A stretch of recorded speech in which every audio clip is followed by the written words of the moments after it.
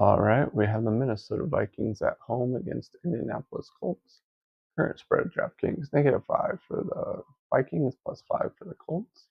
Joe Flacco will be the starting quarterback. He was named. Anthony Richardson probably saying he had a tap out because he was tired in the last game. Probably didn't do him any favors, and he can't really throw the ball. He's 100% just a running quarterback at this point.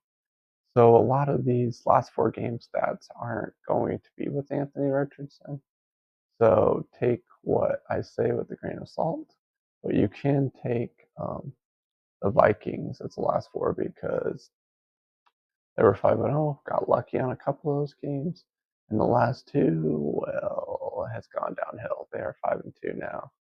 Not looking good for them at the moment. They're on that losing streak. The defense has started playing worse.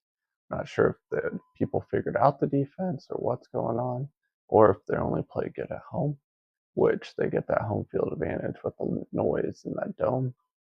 They are currently 25.8 points per game for the offense for the Vikings, but they're giving up 26.8 on the defense side, as I was mentioning.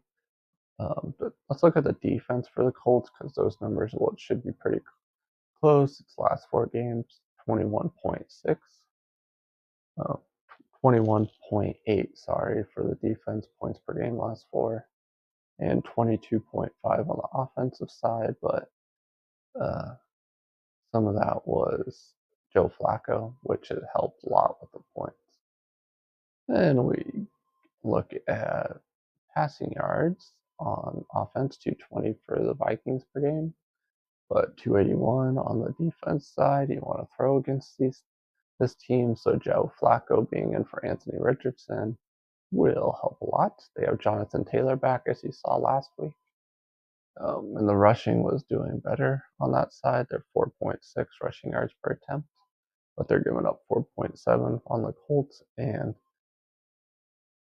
that's really the worst spot they have. They give up a lot of rushing yards on per attempt. The Vikings are better at 3.9 on defense, but 7.8 on defense for the Vikings for passing yards per attempt, which is killer, but Colts just a little lower at 7.1 for their defense. Let's go to total expected points. We're doing this with a little Anthony Richardson and Joe Flacco mixed in, and they are even 0. Doing, well, the normal, what they're supposed to do. The total expected points for the Vikings is -0.18. And that would give us a 1 point or 2 point spread towards the Colts. That would make the Colts the favorite, and it might be. I think the thing with the Vikings is they're at home again. So we'll see how that goes. Let's scroll over here. We got a 50-50 chance. That's the game we have, 0-0. For the spread, it's a pick-'em game. You pick a team, money line. But I would not pick the money line for the Vikings right now because it's very low. So if you're on the Colts, I would probably bet the 5 because it's far off. But this is points per game mixed in with offense, defense, both teams. We scroll over here. We got a lot of green for the Vikings though.